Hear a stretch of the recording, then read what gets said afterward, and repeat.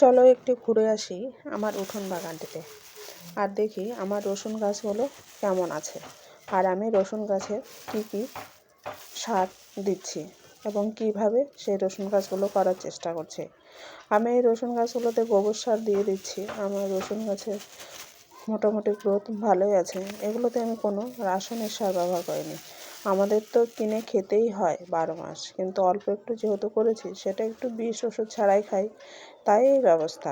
আমি যে একটু গোবর সার দিয়ে দিলাম আর দিব হচ্ছে আমি খোল পচা জল, এই দুটো দিয়েই আমি করব। তো এবার যেহেতু আমি গোবর সার দিয়েছি, তো এখন খোল পচা জল দেবো না, আমি এমনি প্লেন জল দেব এবং ভালো করে আমি ভিজিয়ে রেখে দেবো।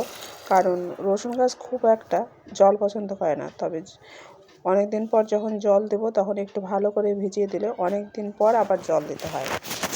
তো এইভাবেই রসুন গাছ করতে হয়, মাঠে এইভাবে করে চাষি ভাইরা।